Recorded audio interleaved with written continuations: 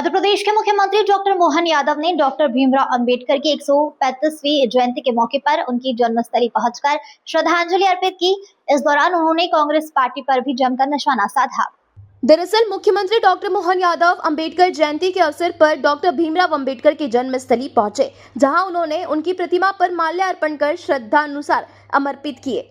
मुख्यमंत्री ने कहा कि बाबा साहेब ने अपने जीवन काल में हर व्यक्ति को उसका अधिकार दिलाने का प्रयास किया। खास तौर पर महिलाओं के अधिकारों को मजबूत करने के लिए उन्होंने कई महत्वपूर्ण प्रावधान किए। उन्होंने बताया कि महिलाओं को संपत्ति में अधिकार, तलाक के बाद गुजारा भत्ता और विभिन्न प्रकार के आवश्यक जैसे कई प्रगतिशील विचार बाबा साहेब ने संविधान में शामिल किए। इस दौरान मुख्यमंत्री ने केंद्र सरकार द्वारा महिलाओं को लोकसभा और राज्यसभा में 33% आरक्षण देने की पहल का भी जिक्र किया।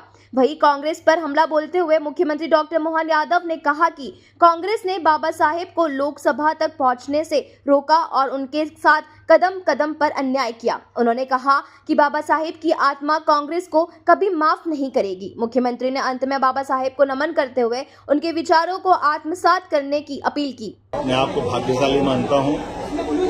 सरकार के मुखिया होने के नाते से डॉक्टर भीमराव अंबेडकर भारत रत्न के जन्म स्थान पर आना ये अपने आप सौभाग्य की बात है और हमें इस बात का भी गर्व है।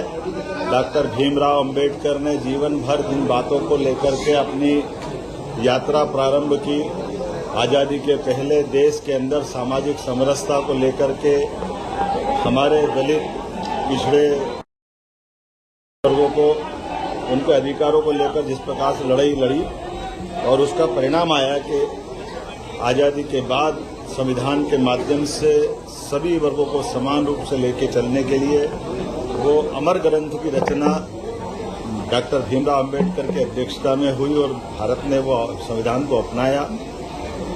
ये भी एक कटु सत्य है कि अंबेडकर जी की जो भावना रही वो सदैव स्त्री पक्ष को मजबूत करने की रही है। माता बहनों के अधिकार को लेकर के अंबेडकर जी ने जो निर्णय किए, बाद में संविधान में अधिकार दिए, मैटरनिटी लीव, प्रसूति समय अवकाश देना, समानता की दर देना, कई प्रकार के कल्याण के कामों में, यहाँ तक कि हिंदू धर्म की दृष्टि से बहनों को उनका अपनी माता पिता की संपत्ति में हक दिलाना या तलाक के समय उनको गुजारा भत्ते का हक देना, ये अंबेडकर जी की दूरदृष्टि थी, जिसके कारण से पूरा देश उनको सदैव स्मरण करता है।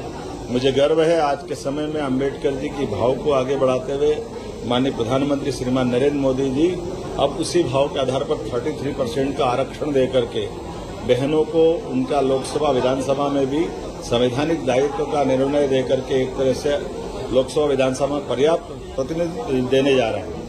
21 शताब्दी का यह सबसे बड़ा निर्णय अंबेडकर जी की जयंती के जोड़कर देखा जाना चाहिए। मैं अंबेडकर जी के उस पूरे जीवन के प्रत्येक क्षण में जिसमें उन्होंने भारत माता की आराधना करते हुए जिस प्रकार से पूरे समाज को आगे बढ़ने का रास्ता दिखाया, हम उनकी जयंती के अवसर पर उनको स्मरण करें। और कांग्रेस के लोगों से भी कहना चाहूंगा कि कांग्रेस पश्चाताप करे। कांग्रेस ने उनको लोकसभा में चुनाव लड़के जीतने नहीं जाने दिया। कांग्रेस ने कदम कदम पर बाबा साहब अंबेडकर के साथ जो छल किया, बाबा साहब की आत्मा कभी कांग्रेस के लोगों को माफ नहीं करेगी।